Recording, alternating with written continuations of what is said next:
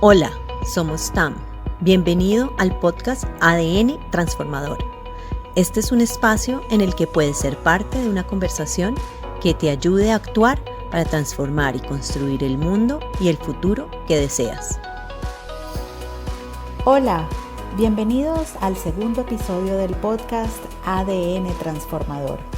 Soy tu host, María Paula Cabrera, y en este segundo episodio tengo el honor junto con Andrés Novoa de conversar con un invitado muy especial.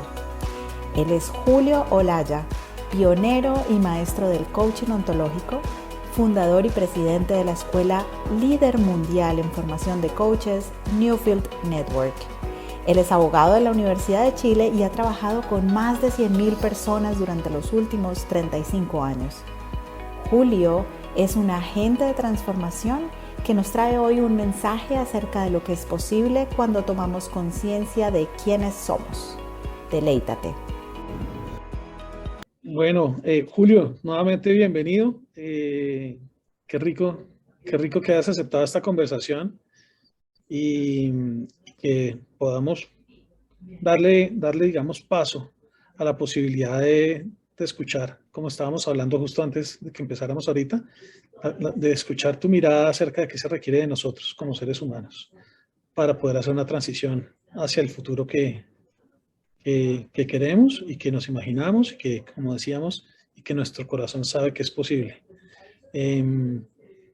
Simplemente una pequeña introducción para las personas que nos están escuchando en este momento, que están viendo que esta grabación de este podcast, de este video, Julio, para aquellos de ustedes que no lo conozcan, es un maestro, ha sido nuestro maestro, el de María Paula y el mío.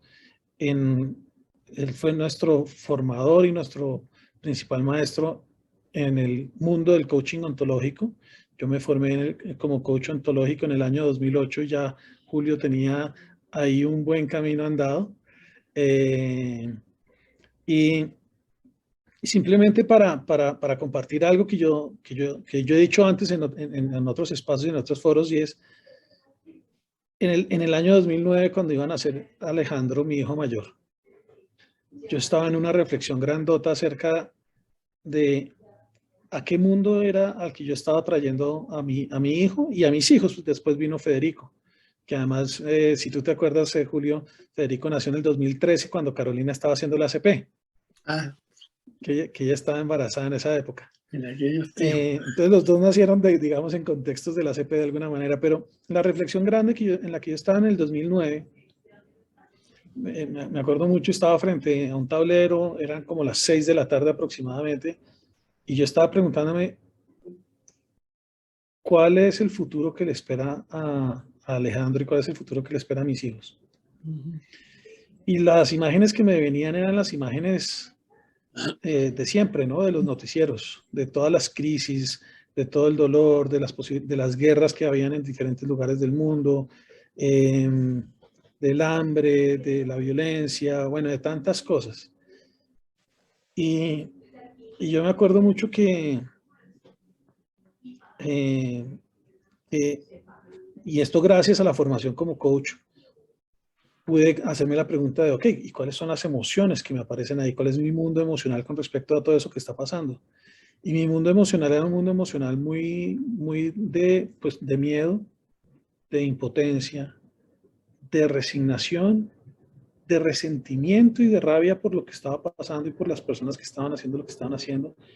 Es decir, no era un mundo emocional muy favorable y gracias a la ACP y a la formación como coach fue una de las reflexiones grandotas fue, ok, y que fue parte de mi aprendizaje en el ACP y es, yo puedo elegir también mi mundo emocional. Yo no tengo que ser víctima de mi mundo emocional y puedo elegirlo. Y fue traer otra frase también que aprendí en el ACP y es que la forma en que nosotros los seres humanos estamos creando el mundo es a través de la conversación. Y a partir de ahí, y esto lo estoy contando porque para mí es central en que yo esté sentado hoy acá, para mí, a partir de ahí nació un compromiso grandote que tiene muchos años de invitar a la conversación de cómo es que podíamos cambiar el mundo, de cómo es que los seres humanos podíamos estar al servicio de lo que estaba pasando, de la tierra, de la vida, y de cómo podíamos elegir algo distinto. Entonces todo eso y todo lo que vino después, y tú también fuiste, digamos, un eje en que yo conociera a otras personas que han sido parte de este camino, como Lynn Twist, como Bob Dunham, y en fin otros. Entonces eso simplemente para contar un poquito como de por qué para mí es tan valioso y por qué agradezco tanto el que tú estés aquí con nosotros en esta conversación el día de hoy. Gracias a ti. Papala, no sé si tú quieres contar también algo. Claro, claro que sí. También cuento el gran cambio que generó el formarme como coach en mi vida y que también me tiene sentada acá. Porque pasé de ser, donde podría decir, un espectador de la vida, a ser una protagonista y a diseñar la vida que realmente yo quería para mí y a dejar de vivir la que otros tal vez querían que yo viviera.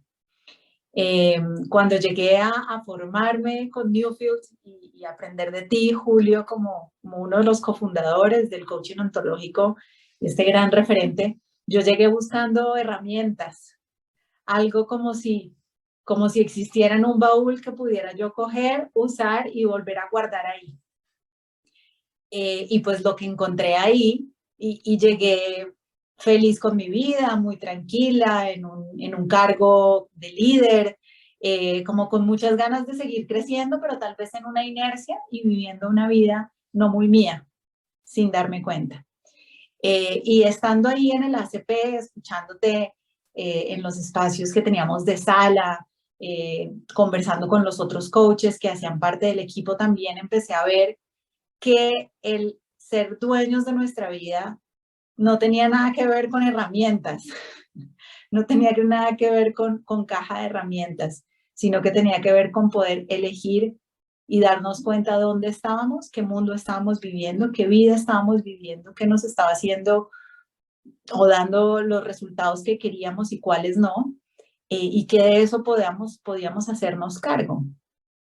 Y creo que ha sido un camino grande. Yo me formé en el 2013, ha sido un gran camino y puedo decir que los más afortunados de esa gran decisión que tomé de seguir este viaje ha sido mi familia, han sido mis coaches y de alguna manera también pues ha sido el mundo, porque hoy estoy comprometida con no solamente generar para mí impacto y para los míos y mi familia y a quienes amo y complementan mi vida, sino también para muchos que además ni conozco hoy y sé que puedo llegar.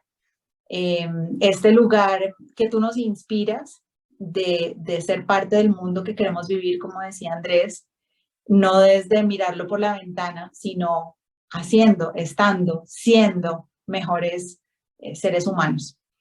Entonces, gracias, es un honor también tenerte aquí, gran maestro.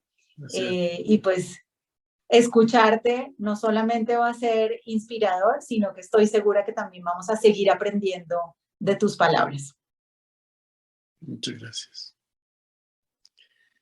Muchas gracias. Mira, en relación a la inquietud a la que ustedes se refieren, ¿qué significa ser agente de transformación? En realidad, yo creo que es una pregunta que requiere mucha atención. Hay una serie de supuestos que tienden a estar en el trasfondo de responder esa pregunta que yo quisiera sacarlos porque nos cambian el panorama cuando los tenemos ahí y no los vemos. Las crisis que hemos creado no las podemos resolver con el mismo nivel de pensamiento con que las creamos. Y esa frase no es mía, ustedes me habrán escuchado decirla unas 100.000 veces. Es de Einstein. Y es una frase tan maravillosa en lo que dice que muchas veces lo que yo escucho es que pareciera ya la entendimos y yo creo que requerimos detenernos un ratito. Los seres humanos creamos el mundo, constituimos sociedad, generamos mundo, de acuerdo a lo que somos capaces de observar, de ver, de escuchar, de sentir. Nosotros no actuamos de una manera X porque sabemos menos, más. Nosotros actuamos de acuerdo a lo que vemos, al mundo y verlo no en el sentido de la vista solamente, del mundo que recogemos. En otras palabras, si en otros momentos de la humanidad, si hubiéramos venido, por ejemplo, hubiéramos hablado con los pueblos nativos de América Latina y en ese momento miráramos el mundo que ellos construían, bueno, lo construían de acuerdo a lo que ellos veían, percibían, concebían. Su relación con el mundo era muy distinto al nuestro. Quiero que quede claro, no digo mejor o peor, simplemente totalmente distinto. Era otra mirada del mundo, eran otros observadores del mundo. Y por lo tanto creaban una realidad de acuerdo a esa mirada. Si hubiéramos ido a Europa, la Edad Media, otra mirada, creaban otro mundo. Y cada vez que esas miradas giran en la historia, gira nuestra vida, lo que construimos, gira lo que destruimos. En otras palabras, vivimos consistente con lo que observamos. Un transformador, hoy día, un ser humano que se pone a disposición de transformar, tiene dos niveles de transformación. Podemos transformar dentro de lo que ya está. Por ejemplo, esto lo voy a cambiar de aquí, lo voy a poner allá. Podemos cambiar ciertas cosas. Pero la transformación, la constitución de una nueva realidad, que es lo que buscamos, no viene actuando dentro de lo que ya presuponemos que es. Requiere una nueva mirada de la existencia. Por eso, ustedes se acordarán, en aquellos días en que estábamos juntos en la sala trabajando, decíamos, el aprender de nuestra época está fundado en la acción, no en el observador de la acción. Nosotros miramos, entonces decimos, fíjense que casi todas las preguntas que hacemos comienzan con ¿cómo? ¿Y cómo hago esto? ¿Y cómo esto otro? ¿Cómo hago aquí y cómo allá? ¿Te cuento algo? Eso significa que todo lo que privilegiamos como hacer en la Tierra, lo que privilegiamos, el mundo de la acción, es decir, el mundo tecnológico, que hay una idea central, clave de esta conversación. Nosotros, y no nosotros, toda sociedad en el mundo cree que ve el mundo como es. Entonces, cuando nosotros decimos cambiar nuestra mirada, pero cambiar si las cosas están ahí, si esto es como esto, pues yo estoy viendo lo que es. Nosotros somos, en primer lugar, absolutamente ajenos a observar el observador que somos. Por lo tanto, nuestra mirada al mundo la damos por obvia, es como son las cosas. Y los que no las ven como yo están equivocados, todos, por supuesto. Bueno, en esa dinámica, todas las preguntas están en lo operativo. ¿Cómo hago esto? ¿Cómo hago lo otro? El transformador está en otro espacio. El transformador sabe que si seguimos mirando el mundo como lo miramos, vamos a seguir haciendo exactamente más de lo mismo, aunque sepamos que seguimos construyendo un mundo que no queremos. Hoy día tenemos crisis en todos los frentes, en la salud, en la parte ecológica, en la parte ambiental, ¿verdad? Tenemos crisis que en el mantenimiento, en los océanos los estamos poluciendo. Nosotros tenemos crisis a nivel de la distribución de la riqueza. Tenemos crisis en el ámbito psicológico, hay una depresión en la Tierra inmensa. Tenemos, bueno, crisis. Las sabemos, las conocemos. Seguimos haciendo lo mismo que las produce. Así, pero espera un poquito. Si nos importa tanto, dejemos de hacerlo. No podemos, porque con la mirada que tenemos es lo único que se puede hacer. Entonces el transformador es alguien que no está tan fijado en la acción. ¿Qué hago? ¿Cuánto hago? El transformador es alguien que conversa trayendo al mundo la posibilidad de una nueva mirada. la posibilidad de un giro. Y eso puede ocurrir ad infinitum en los tiempos, ¿no? Pero quiero decir, los grandes transformadores han sido personajes que conscientemente o no han cambiado la mirada a la Tierra. Por ejemplo, nuestro amigo Copérnico se puso a hablar de los planetas y nos dijo, la Tierra se mueve, nos dijo cosas como esas que, ¿qué importa? Sin embargo, el hecho de que nosotros empezáramos a entender algo increíble, para mí la Tierra no se mueve, para mí la Tierra está fija, para mí la Tierra es el centro, y que alguien venga a decir que no es rarísimo. Es obvio que es así. Sin embargo, la mirada de Copérnico, al cambiar nuestra mirada del mundo, la mirada cosmológica, cambió la sociedad humana. Por supuesto, generó un campo para que naciera algo que se llamó la ciencia. Es decir, una mirada gigantesca en el ámbito astronómico giró el todos los días de los seres humanos. Cuando nosotros cambiamos nuestra mirada de la existencia, cambiamos cómo vivimos juntos, lo que hacemos. Entonces, es tan fácil, este está equivocado, el otro está equivocado, esto está equivocado, todo está aquí. Echarle siempre la culpa a otro. No es el punto. Oye, Julio, ¿cómo? Y fíjate que arrancó con la pregunta del cómo, además que es la pregunta del ingeniero, ¿no? Yo soy ingeniero. Sí. Me acuerdo mucho una conversación que tuvimos en el ACP, porque yo arranqué una pregunta con el cómo, y tú me dijiste, no, hazte la pregunta del qué. Y de alguna manera la pregunta del cómo también es legítima, y en este espacio es, voy a ponerla en, podemos cambiar deliberadamente de observador, es decir, podemos de alguna manera llegar y decir, oiga, yo me doy cuenta de que yo soy un observador, yo veo el mundo así, de manera en donde todo tiene que ver con una solución práctica, tecnológica, orientada a la acción, de las herramientas y demás. Yo puedo cambiar esa forma de mirar el mundo de manera voluntaria y deliberada. Mira, quizás esa pregunta que tú haces es una hermosa pregunta por lo siguiente. En la historia de la humanidad es la primera vez que conscientemente podemos generar un cambio de conciencia. Todos los cambios anteriores se producían porque simplemente aparecía un pensamiento nuevo, aparecía un genio como Copérnico que citaba, un genio como Miguel Ángel, un genio como...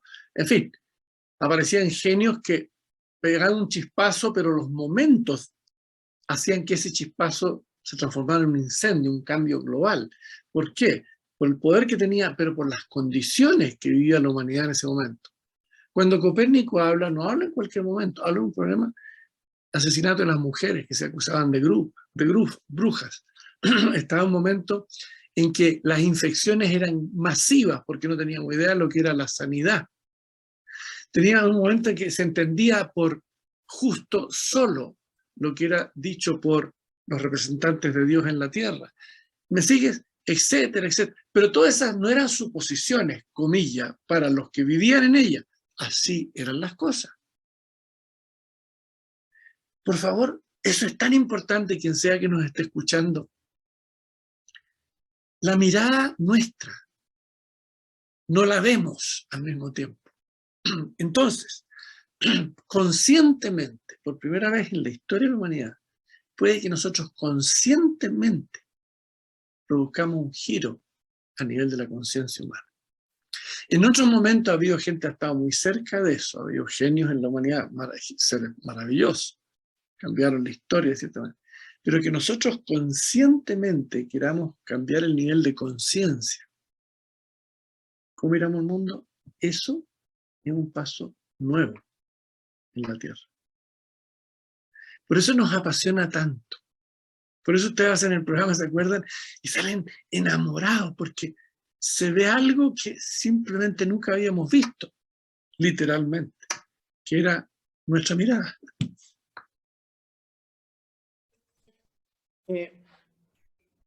Yo estaba viendo ayer un documental, es un documental de 3 capítulos en Netflix sobre Bill Gates, que trata de mostrar un poco cómo piensa Bill Gates. Y ayer estaba viendo la tercera parte de ese documental, y en la tercera parte del documental, de alguna manera, lo que terminan diciendo es que él cree que, uno, la solución a la mayoría de los problemas, cuando no se está logrando, hay que trabajar más duro. Esa fue como una de las cosas que él decía, hay que trabajar más duro. Y otra de las cosas que decía es, más o menos, estoy parafraseando, pero es más o menos como que todo se resuelve con tecnología. Esa es la esencia de la mirada de nuestra era, la esencia. La esencia. ¿Qué es una buena vida en nuestro tiempo? Una buena vida es que tienes muchos recursos. También lo dice Bill Gates. En otras palabras, todo eso nosotros lo recibimos como una herencia cultural y lo transformamos en el observador que somos. Pero hay algo que está pasando en la humanidad. Nos estamos dando cuenta, no de la mirada, pero nos estamos dando cuenta de algo. Yo tengo todo lo que me dijeron que si lo tenía, iba a ser feliz. Y no lo soy. Tengo muchos recursos, me va bien, soy profesional, gano bastante, y sin embargo, algo falta. Ahora, ni hablemos de la otra parte de la población, trabajo, y nunca tengo nada. Pero hay algo que todos percibimos que falta. Y no es a nivel del recurso, no. Recursos, la humanidad nunca tuvo tantos recursos como los que tenemos, nunca, ni siquiera cerquita de esto. Sin embargo, nos damos cuenta de que en el saber de la humanidad se nos quedó fuera el alma. Todo lo sabemos en el ámbito de lo exterior, de lo material, de lo que llamamos objetivo. Pero cuando queremos incorporar los espacios que yo llamo del alma, no tenemos lugar. Sí, se puede hacer, pero se hace todavía mirado, por ejemplo, mucha de la gente en la psicología, y no todos, la psicología la miran todavía conectada con el mundo material. El cerebro, esto, el otro. Entonces, hay algo que nos está arrinconando, pero no sabemos qué es lo que nos arrincona. ¿Por qué razón, a pesar de todo, en mi vida no logro tal cosa? Yo he tenido gente en la sala, no sé si alguno de ustedes estuvo cuando eso ocurrió, pero me acuerdo de un hombre que es uno de los hombres más ricos del Perú. O sea, un hombre de una fortuna loca. Y él se paró en la sala un día, me acuerdo que estaba conmovido, y nos dijo, yo tengo todo, ustedes no se imaginan lo que he logrado tener. Y sin embargo no conozco la felicidad. Lo dijo tal cual y tenía sus lágrimas. Y me dice, nunca había visto que estoy atrapado en algo que yo no sabía que estaba atrapado. Ahora le estoy empezando a dar palabras a eso, a poder decir eso. Eso, que este hombre lo decía así explícitamente, está pasando masivamente en la Tierra. ¿Por qué tenemos tanta depresión? ¿Por qué los niveles de suicidio siguen creciendo? En los jóvenes, por ejemplo, ustedes saben que el salto que ha pegado el suicidio juvenil es increíble en los últimos 50 años. ¿Qué pasa? Y tenemos tanto. Entonces, si no abrazamos la idea de poder mirar qué es lo que nos atrapa, y si nos hacemos esa pregunta, nos vamos a dar cuenta que nosotros hemos heredado una mirada del mundo. Estamos llenos de supuestos, nosotros no lo llamamos supuestos, lo llamamos así son las cosas. Estamos llenos de ellos, los heredamos, no es que los hemos heredado porque alguien los transmitió de mala fe, no. hemos heredado a través del discurso familiar y del colegio y de lo que fuera, una mirada del mundo, una concepción.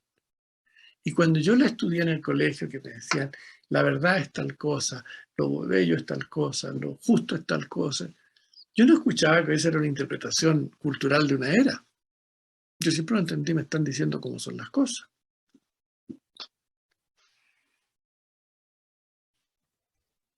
Traes una frase o una palabra que para nosotros es muy significativa, Julio, también. Traes el alma, por un lado, y también traes la buena vida.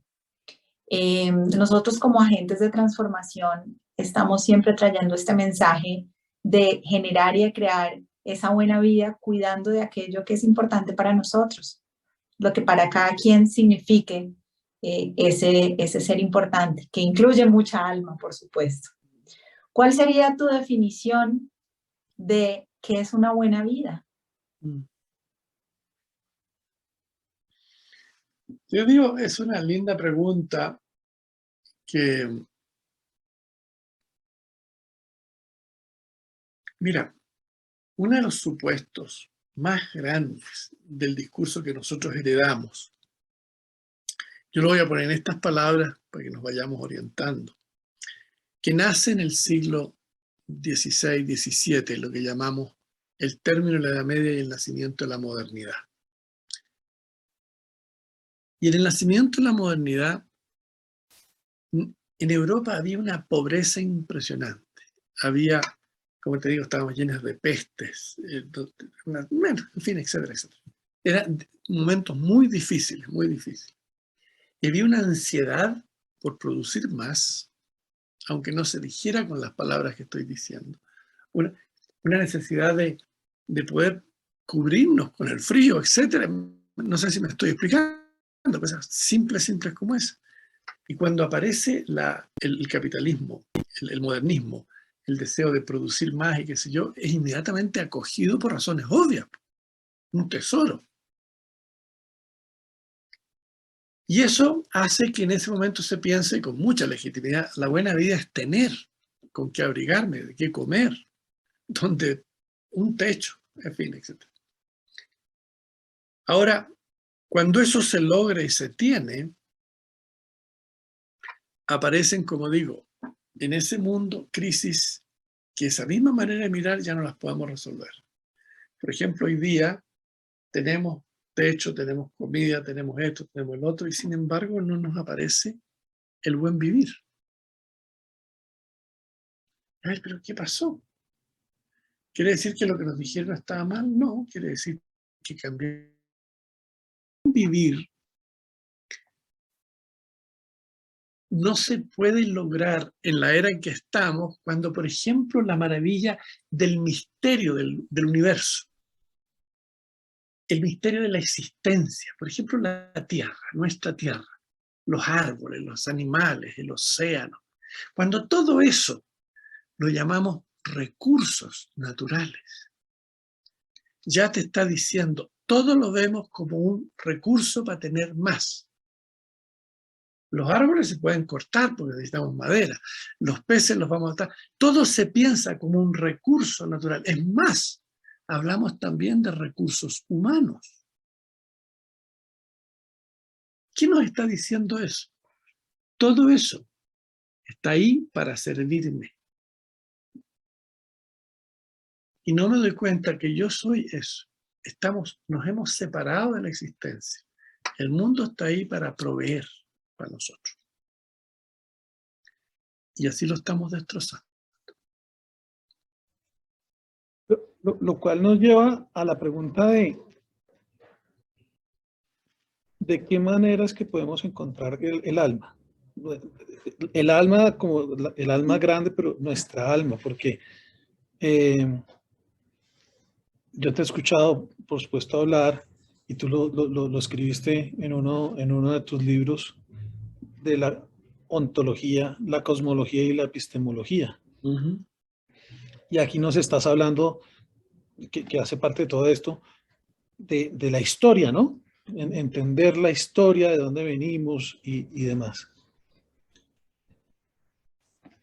Y sin embargo, alguien podría estudiar historia, ontología, cosmología, epistemología y nunca encontrar el alma y nunca encontrarse con su alma. No sé cómo fue quizás para ti llegar a darte cuenta de eso, primero, y segundo, ¿de qué manera podemos nosotros entrar en esa búsqueda? Bueno, no sé si es en esa búsqueda, en ese encuentro, en ese descubrimiento, en ese poder decir, ya puedo escuchar con mayor claridad mi alma. ¿Sabes qué? Una cosa que me surge con tu pregunta. Yo recuerdo que la primera vez que yo tuve la distinción de ser un observador, o sea, por supuesto soy un observador, todos somos observadores, era obvio. No, pero cuando entendí más allá de eso, que yo tengo una mirada del mundo, la compartimos, en este momento lo llamamos el momento de la modernidad, que al darme tantas respuestas me quita muchas preguntas. Entonces descubrí que algo había pasado con el observador que yo era y que somos. Estamos tan llenos de respuestas. Nosotros entendemos saber como tener certidumbre. Y cuando empecé a mirar el mundo emocional de la modernidad, me di cuenta que, por ejemplo, y siempre lo digo, en el colegio me podían buenas notas por mis respuestas, nunca por las preguntas. Y en ese momento abracé las preguntas. Y en vez de buscar la certidumbre, me acerqué más al asombro.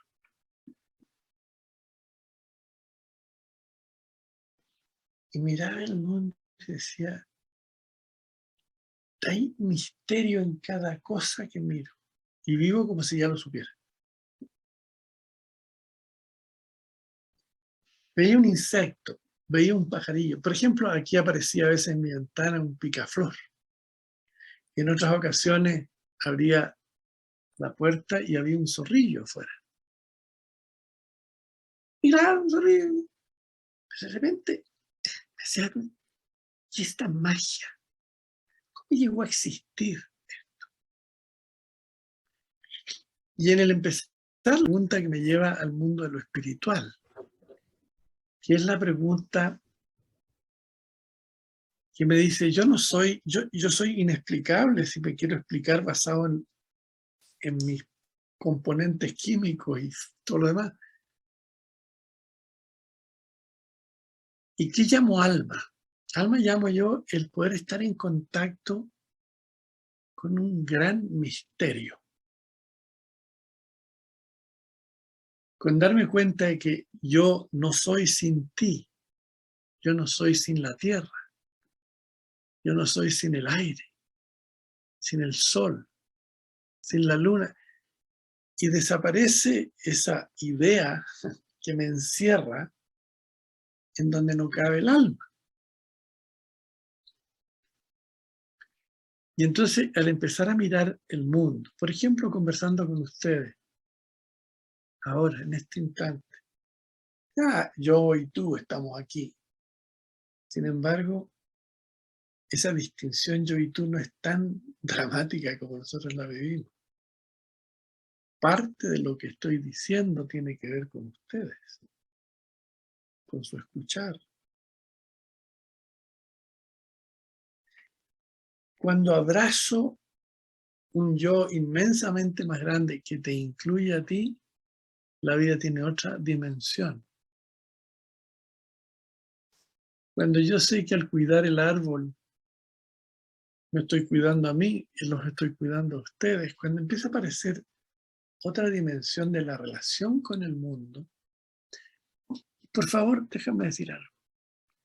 Vamos a cosas que hemos estudiado en historia. En la Edad Media, el mundo era simplemente una creación de Dios. Punto. Yo ahí era una de los... El mundo tenía que ver con La justicia era un tema que le correspondía, ¿no?, a la deidad, a la iglesia. Todo estaba y así se explicaba, así se entendía, así eran las cosas. Eso giró radicalmente, radicalmente. Mira lo que creamos, otro mundo. Este mundo, en este momento, nos está haciendo cargo de lo que nos empieza a inquietar. Más y más y más, día a día. Que tiene que ver con el sentido, el propósito. El sentido, el propósito de la existencia. Tiene que ver con el alma, como usted decía, el poder verme yo vinculado a todo. El cuidar esta tierra que somos nosotros. Yo podría acumular millones y millones de lo que quieran, dólares, pongan el nombre que quieran. Si falta el aire, todo eso desapareció en un instante. Y digo el aire por poner un caso dramático. Podría ser cualquier cosa en la existencia. Y esa es como una gran dualidad, ¿no? Porque yo me doy cuenta de que a mí me pasa. Por más de que resueno con la mirada de buscar el alma, que me pasa que hay una vocecita por allá que dice, sí, pero seamos prácticos. Sí, pero no nos vamos a poner aquí esotéricos y como dicen en Estados Unidos, ya se me voló ya. Sí, ya se me voló. Y digo yo, ¿qué se necesita para que podamos legitimar eso? Para que podamos legitimar el alma como una conversación relevante, no solamente religiosa o esotérica. El crecimiento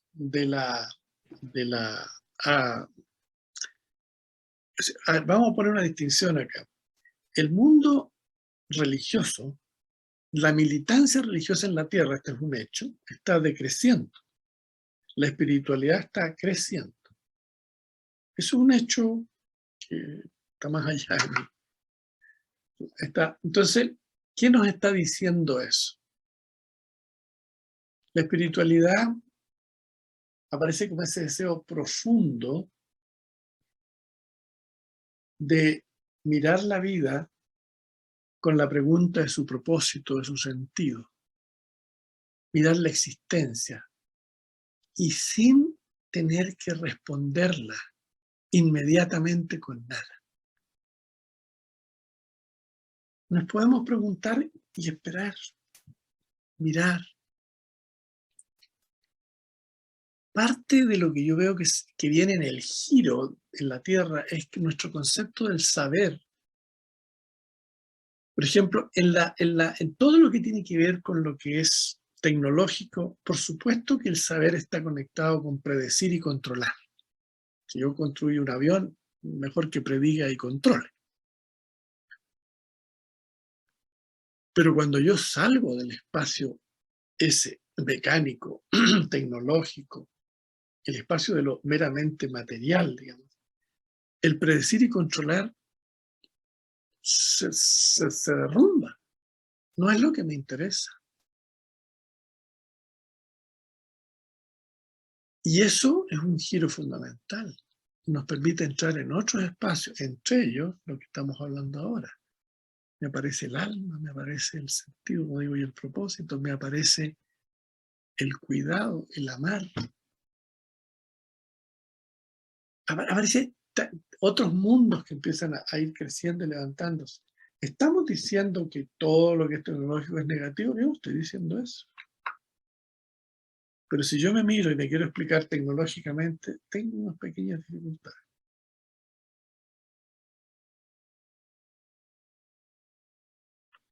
¿Saben qué?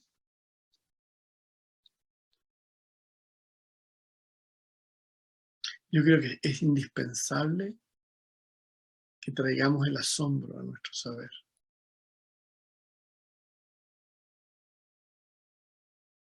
Es indispensable.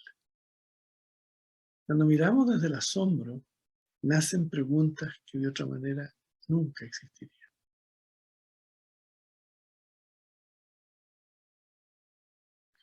Este nuevo saber, esta era, desafía tantas cosas.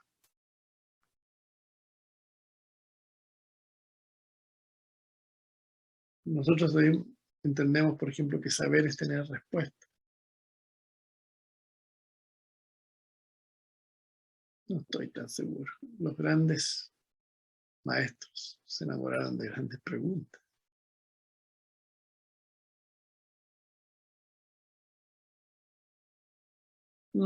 Estamos en un momento de la historia muy, muy, muy especial. Mira tú que, si tú miras en este momento en la Tierra, escuchar buenas noticias no es común. Algo sí está cayendo por todos lados. Y no me refiero al COVID necesariamente. Pero esos remesones son propios de toda crisis en que está girando la mirada. Pasó a fines de la Edad Media, pasó a fines del Imperio Romano, pasó a fines de la época clásica. Ha pasado en distintos momentos en la historia. Cuando una mirada ya no nos resulta, ¿qué hacemos? Empieza a caerse todo. Por eso estas crisis son tan tremendas.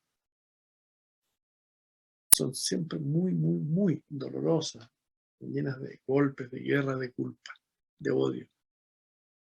Excepto que hoy día se presenta por primera vez en la historia la posibilidad de hacer el giro de la conciencia humana conscientemente. Eso es un transformador.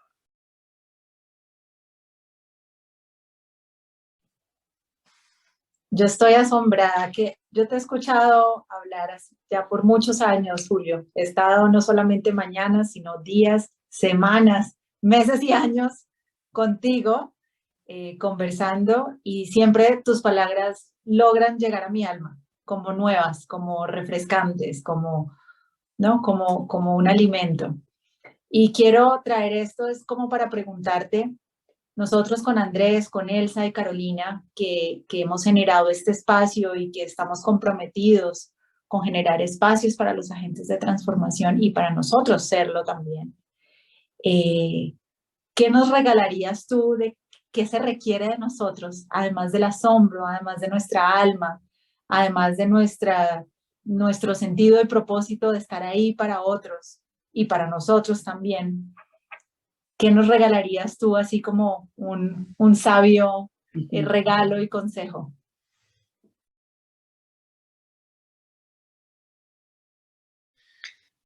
Ay, con tu pregunta me voy a distintos lugares. Te voy a contar algunos que me voy. Cultiva tu asombro.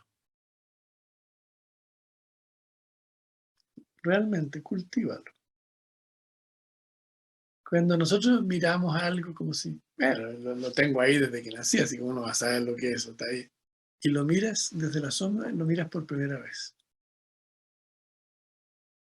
Mira un insecto, un rato, míralo volar y dar sus vueltas y hacer sus cosas. Míralo. Te van a empezar a hacer unas preguntas sobre el misterio de la existencia. Que a mí, y en la experiencia es lo que veo con muchos de mis alumnos, bendito sea, es que ese asombro produce en ellos un deseo de cuidar, de servir, que es inmenso. Y se produce un traslado. El servir se transforma en un propósito fundamental de la existencia. No es que yo no voy a dejar de ganar y de tener y de producir, si entiendo, estamos viviendo. Pero hay algo que ocurre cuando empiezas a mirar y te das permiso para asombrarte de lo que viste todos los días.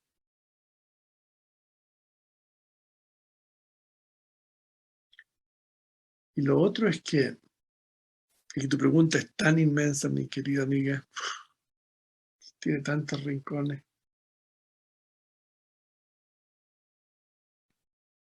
Yo te digo, ten cuidado de la certidumbre, cuídate de la certidumbre. La certidumbre, cuando no tiene un espacio para las preguntas, se transforma en una profunda arrogancia y se transforma en un deseo de dominar. Yo digo,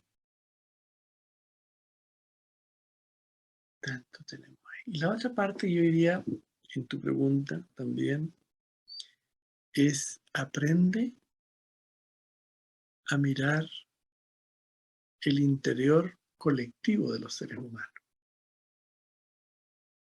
Nosotros cuando pensamos en el interior, inmediatamente pensamos en mi interior. No pensamos en nuestro interior. Y eso nos achica profundamente. Es más, por eso aparece la acusación, ya se fue para no sé dónde, ya, porque el yo chiquitito ese como no tiene nada que ver con el mundo. Pero cuando yo vivo mi mundo interior y miro mi historia, mi cultura, los mundos que me visitan y me constituyen, el mundo interior se agranda inmensamente, tan inmensamente, que nuevamente aparece el asombro, el misterio. Y yo ahí les digo a ustedes, al principio, como digo, por tradición cultural, cuando pensamos en mi interior, lo pienso en una isla. No somos islas, mi querido amigo, para nada, no podemos serlo. Si tú te piensas, María Paula, perteneces a tanto, lo que te constituye interiormente es tanto.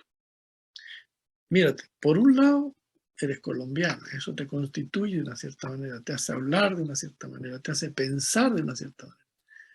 Perteneces a la cultura hispánica, eso tiene que ver con otra dimensión, pertenece a la era moderna, pertenece al mundo occidental, o sea, hay miles de formas de ir comprendiendo lo que te constituye a ti. Y nosotros queremos entendernos como islas. Y eso es parte de nuestro dolor. Porque nos quedamos solos. Oye, Julio, y en ese sentido, además, porque una de las cosas que nosotros decimos de los agentes de transformación es que decimos que vamos más allá de la transformación personal. Sí. Vamos y decimos, nosotros creemos que un agente de transformación cambia el juego de alguna manera. Y el juego tiene que ver con entender, y más que con entender, con de alguna manera generar transformación en los sistemas, en esos colectivos. Y una de las cosas que digamos, nos mueve mucho es esto de poder unirnos para hacer cosas juntos. Ajá. Para como dice, pues tú que conoces a Bob, para poder hacer promesas más grandes juntos. Uh-huh. Y al mismo tiempo, yo que llevo en esto, pues ya un buen número de años, digamos, en esto con Tierra Corazón, con la Alianza Pachamama, con el Interset Journey, veo que incluso quienes pareciera ser que tenemos ya un lenguaje similar, hemos de alguna manera despertado a ciertas cosas, Uh-huh. nos cuesta trabajo, sí, colaborar, unirnos, hacer cosas juntos. Así es. ¿Qué ves tú ahí? ¿Qué es lo que quizás necesitamos mirar y desafiar de nosotros y de ese colectivo que somos para poder realmente ser más juntos? Y además entendiendo que muy seguramente las personas que nos están escuchando ahorita, la mayoría deben ser coaches que te han escuchado antes. Sí. Yo creería, son parte de nuestra, digamos, de nuestra audiencia natural. ¿De qué manera es que podemos, sí, qué idea hay o qué mensaje puede haber ahí Sí, para que podamos colaborar es más? una hermosa pregunta. Hermosa, hermosa, hermosa, porque eso muestra que nuestro aprendizaje nos está diciendo todos los días hay mucho más que aprender. Mucho más. La idea de ya llegué es enemiga exactamente de lo que estamos conversando. ¿Llegar a dónde? La marcha continúa. Pero para ir más específicamente en tu pregunta, que la encuentro muy buena, es lo siguiente, amigo mío. Mientras nosotros estamos en esto, la construcción del ego nuestra está hecha por la modernidad. Venimos de ahí. Y podemos estar en la búsqueda de ese giro, pero no quiere decir necesariamente que el giro se haya producido. Mi ego me puede causar, en la tradición que yo heredé de lo que es el ego y la importancia de destacar y hacer esto y lo otro, puede hacerme a mí tener dificultades de entendimiento, porque necesito tener rol, tener importancia, puede ser, estoy tomando un giro posible. Por eso que hay dos cositas que hay que unir. La grandeza sin humildad se transforma en arrogancia, y eso lo primero que nos traiciona es lo que tú estás diciendo y nos vamos por otro lado. Por otro lado, la humildad sin grandeza se transforma en pequeñez, y en ese caso nunca te das permiso para que aparezca tu voz. Yo creo que esos son dos territorios importantísimos de cultivar en nosotros, nuestra humildad y nuestra grandeza. Y he visto muy a menudo gente que le huye a su grandeza porque la confunde con la arrogancia. Y lo otro ya te lo dije, mucha gente que huye de su humildad porque la considera que es pequeñez. El agente de transformación tiene que tener presente que es parte de la transformación, que no está ya transformado. De otra manera, podemos entrar en espacios muy... Yo te digo, por ejemplo, mis grandes maestros, grandes maestros, o sea, gente de la que he aprendido, algunos directos y en vivo, y otros ya en la historia pasaron siglos, ¿no? Pero yo miraba, por ejemplo, gente que yo he viajado con algunos de ellos, he estado muy cerca, y cuando yo conversaba, una de las cosas que me conquistaba el alma era su humildad y su grandeza así en paralelo. Les podía preguntar, les podía hacer la pregunta que quisiera, nunca me decía qué pregunta más idiota, qué pregunta, jamás. Había un espacio, estaba garantizado que yo podía ser quien soy legítimamente frente a ellos, que podíamos cambiar y poder estar siendo con el otro en un cambio permanente. Yo tengo recuerdos de conversaciones bellísimas, bellísimas, bellísimas. Aquí en los Estados Unidos con, por ejemplo, hay una mujer que es profesora de la Universidad de Hawái en este momento. Ya me voy a acordar, hace muchos años que no la veo, que no estoy con ella. Una de las cosas más bellas de esa mujer era que caminábamos, salíamos, y ¡pum! Sus preguntas. Y yo terminaba el paseo bombardeado por mil cosas. Ella es bióloga. Y eso, y además hablaba con tranquilidad, decía lo que pensaba, pero sus preguntas estaban siempre revoloteando en todos los ánimos. Fíjate que me pasó también, por ejemplo, hay personajes que yo no conozco, pero me asombra su humildad y al mismo tiempo esa grandeza. Por ejemplo, Rupert Sheldrake, el biólogo inglés.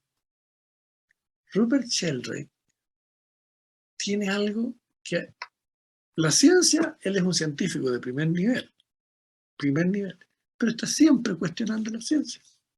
No, esto me está limitando mis preguntas. ¿Y por qué terminamos hasta aquí? ¿Por qué no? O sea, él está constantemente, nada lo ha transformado en absoluto, nada lo ha transformado en, ¿cómo te dijera yo? La arrogancia de mi certidumbre. Está constantemente, y lo cosa que muchos científicos les patea el alma porque no lo toleran, que él está siempre, bueno, ¿y esto? Pero ¿cómo que esto es tal cosa? No, pero bueno, eso decimos nosotros, pero... Y abre la pregunta, está siempre en eso. Otro personaje que me resultó maravilloso es ¿cómo se llama? Déjame ver que tengo su libro por ahí al frente, a ver si lo tengo a la vista aquí. Se llama Willis Harman, que era un profesor acá en California. Y Willis Harman, que viene de la ciencia y empieza a hacerse preguntas y preguntas. Pero sus preguntas están llenas de amor. No están descalificando a nadie porque piensa otra cosa, sino que las preguntas del abrazo. Es hermoso, hermoso. Bueno, y podríamos continuar. Hay tantos seres humanos que yo he tenido la fortuna de estar en su presencia, de su grandeza y siempre en esa humildad que te digo. Pero yo doy la gracia a la vida por lo que me regalaron, por el permiso que me dieron. Son seres que me han asombrado.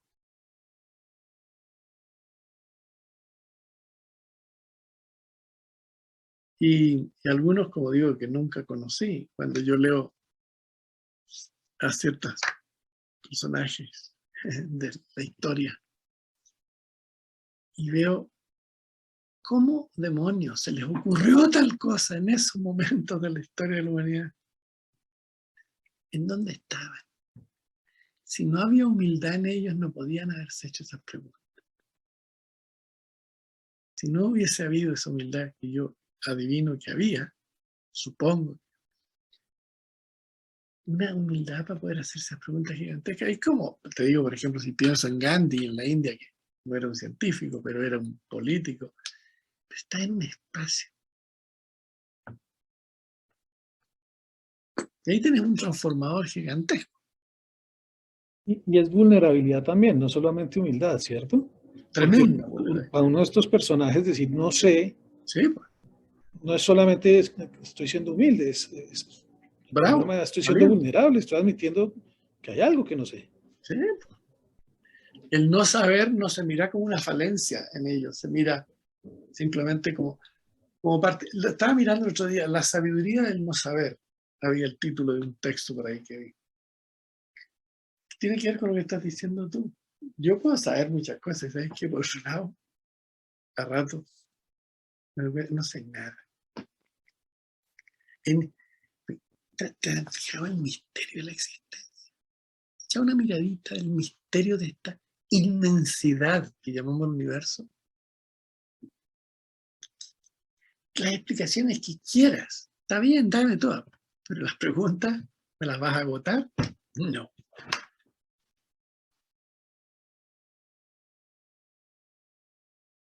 Hace un minuto, mientras estaba diciendo algo ahí, pasó una ardilla ahí frente a mi ventana, celebrando la vida.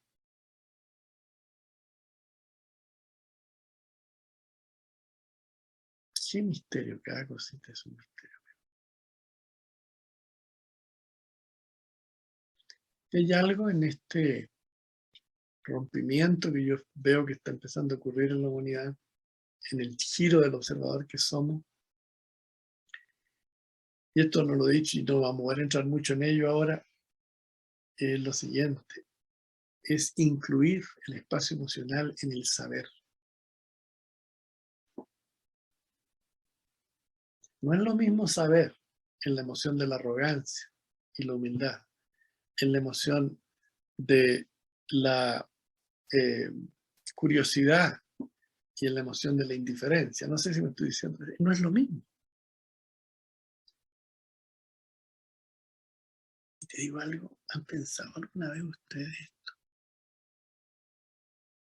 Si no hubiese emoción en el ser humano, no podríamos existir. No podríamos existir. No en los seres humanos, en los mamíferos, no podríamos existir. Te das cuenta que viniera algo en contra tuya que a ti no te da miedo y te aplasta. Te das cuenta que hay un niño herido y tú pasas y lo miras y sigues caminando. O sea, si todo fuese lo mismo, porque emocionalmente no tuviéramos eso, no existiríamos. Sin embargo, a ese mundo hubo personajes de la genialidad de un René Descartes que dijeron que la razón es lo que sabe. Las emociones son un problema. Pienso, luego existo. Pienso, luego existe. Y René Descartes era un genio, no cabe duda. Y sin embargo, ese mundo no apareció en el saber.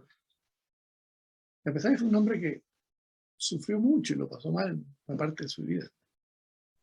Oye, ¿cómo es que se llama esta científica de los que estudia los simios? Jane Goldratt, algo así, no me acuerdo bien de su apellido, Jane. Sí, sé a quién te refieres, pero perdóname, mi memoria... Sí, no, a mí también se me olvida, si nos acordamos después la ponemos, pero a mí me gustó porque alguna vez, creo que fue a ella que le hicieron la pregunta de, ella creo que además es antropóloga, ¿no? Y le dijeron, ¿cuál es como el origen de la evolución en el ser humano? Y ella dijo algo así como la compasión. Fue ¿cómo así? ¿Cómo así que Completamente la loco. compasión?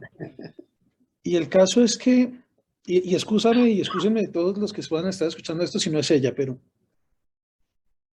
la respuesta que daba esta mujer era que habían estudiado y habían encontrado,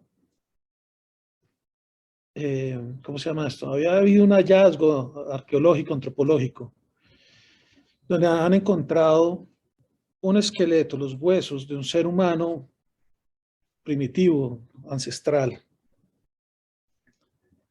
que tenía señales de haberse curado de una fractura del fémur. Y la conclusión que esta científica y que los científicos han llegado a eso es: la única manera en que esa persona se pudo haber cuidado del fémur es si alguien más lo cuidó. Es la única manera. Y es esa emoción de el yo me voy a ocupar de ti, ¿Sí? para que tú puedas salir adelante, lo que nos permitió evolucionar. Fíjate una cosa, etimológicamente, compasión quiere decir que estoy en tu emoción. Y fíjate una cosa, a mí me pasa que cuando yo estoy con mis estudiantes en interacciones, en que están viviendo, y ellos saben, incluso a veces se los digo explícitamente, pero lo saben porque está el fenómeno de que las emociones generan mundos con el otro, sin lugar a duda. Pero mira, yo he estado con estudiantes y en el momento en que en la sala se produce la compasión, el respeto y algunas otras emociones, se puede hablar de todo. Y ustedes han sido testigos. Cuando nosotros estamos en un espacio de conmoción, de compasión, lo que es posible aprender es inconcebible en otra emoción. Y eso es algo, por ejemplo, que me lo ha enseñado la existencia, el estar con mucha gente. Se genera en la sala un espacio de compasión. Y empiezan a haber conversaciones que no era posible haber imaginado que iban a tener lugar. ¿Qué pasa con muchas de las conversaciones en las que estamos? Estamos probando tener la razón, estamos probando que tú estás equivocado. ¿Qué puedo hablar yo en ese espacio? solo un rango de mi existencia, chiquitito. Por eso ese tópico que tú abres es de una importancia general, es inmensa. Pocos regalos para el aprendizaje son más grandes que encontrarse con la compasión de otro ser humano.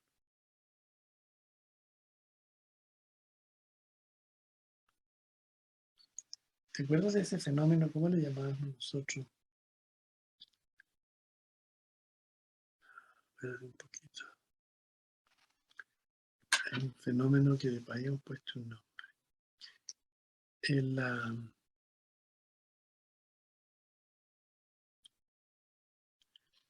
El mundo emocional, voy a explicar, no me acuerdo el nombre, como que lo reconocimos. Creo que Maturana y alguien más hablaba de esto. El fenómeno emocional en que yo vivo contigo te toca y tú empiezas a vibrar en ese mundo emocional. Es lo que llamamos ¿La regulación? no es la regulación límbica, es la resonancia límbica. La resonancia.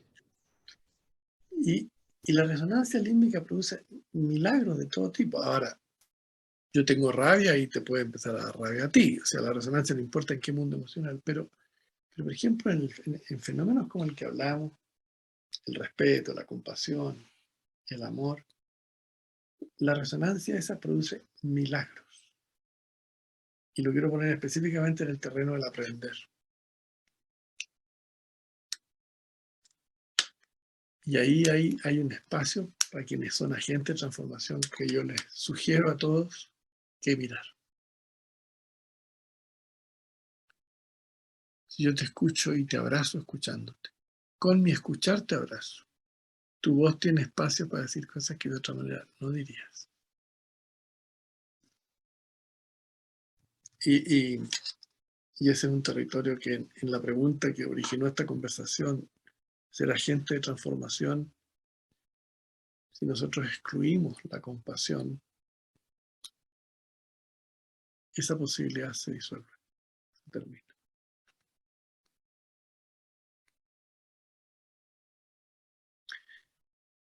Voy a tener que decirles, amigos míos, que nos pasamos, pero bueno, encantado por conversar. Sí, no. Vale, papá. Muchísimas gracias. No, muchísimas gracias. Iba a traer precisamente la gratitud por tu generosidad al compartir todo lo que piensas, todo lo que nos has regalado como nuevas distinciones también a lo largo de tu vida, estos más de 30 años trayendo y generando nuevos niveles de pensamiento en quienes pasamos por la escuela, pero también que elegimos continuar este camino sirviendo a otros. Y es una gratitud infinita de seguir nutriéndonos. Andrés, gracias también por llevar estas preguntas y el camino. Y si quieres, cerramos. ¿Cómo quieres cerrar tú? A mí me gustaría pedirte, Julio, que le hagas la invitación o el pedido a quienes puedan escuchar esta grabación, este video, que lo puedan ver, que a esa audiencia, que yo creo que son personas que si bien no están siendo ya, de pronto van a hacerlo o ya lo están siendo agentes de transformación. ¿Cuál sería como el pedido, la invitación que nos harías, incluyéndonos a María Paula? Hay un tema que me viene inmediatamente con tu pregunta. Si a ti te importa ser un agente de transformación, de contribuir con la tierra, con los seres humanos, con la vida, para poder ser escuchado, necesitamos aprender a generar relevancia. Si no, no hay escucha. Y eso es uno de los tesoros que tiene que cultivar un agente de transformación. ¿Cómo hago relevante a otro, a los que escuchan, lo que yo pienso, lo que estoy mirando?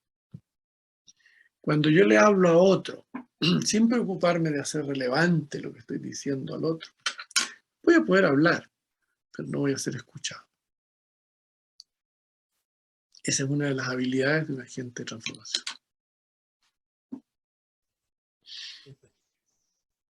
Julio, mil gracias. Mil Gracias gracias. a ustedes, amigos. Gracias por este tiempo y ¿Les puedo decir sabiduría. algo a ustedes dos? Dale, Claro dale. que sí.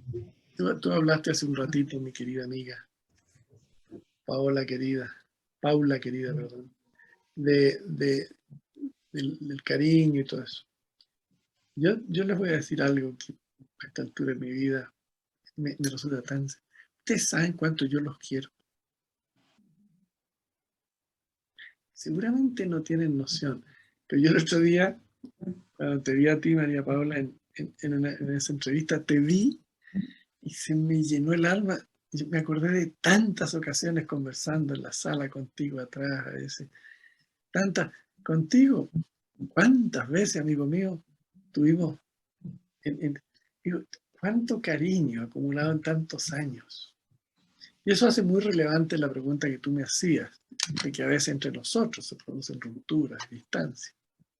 ¿Qué tenemos que aprender? Seguir aprendiendo, para que eso no nos pase. Gracias. Gracias, Julio. Nada, espero que podamos seguir disfrutando de conversaciones como estas y también que las personas que te escuchen, que no te conozcan, ojalá te puedan conocer a través de tus libros, a través de los programas contigo, de las diferentes instancias y los espacios que tú tienes en donde podemos nutrirnos de todo lo que tú tienes para ofrecer. Mil gracias por todo eso. Muchas gracias. Y Muchas gracias. el cariño también de aquí para allá es inmenso. Yo también te quiero mucho, Julio. Gracias. Yo también. Gracias. Te quiero. Un abrazo. Gracias. Un abrazo. Gracias. Chao. Chao. Chao. Chao. Esperamos que te haya gustado esta conversación tanto como a nosotros. Nos encantó. Julio respondió a 4 preguntas principalmente. La próxima semana, en el episodio de reflexión y de disectar esta conversación con María Paula, vamos a mirar cuáles fueron esas preguntas y los principales puntos que fueron un regalo para nosotros en esta conversación. Entonces, ¿cuáles fueron esas 4 preguntas? Primero, ¿qué significa ser un agente de transformación? Segundo, ¿qué es una buena vida? Tercero, ¿qué se requiere de nosotros como agentes de transformación? Cuarto, ¿qué necesitamos mirar y desafiar de nosotros como colectivo para poder ser más juntos? Y al final, Julio nos hizo una invitación. Te esperamos en el próximo episodio la próxima semana para que con nosotros continúes aprendiendo de esta poderosa conversación. Te esperamos. ¿Te encantó lo que escuchaste en el episodio de esta semana? Bueno, la respuesta es simple. Significaría mucho para nosotros si puedes dejarnos una reseña y comentarios de 5 estrellas. Correr la voz realmente es la mejor manera de hacer crecer nuestro podcast y lograr cosas aún mayores. Gracias.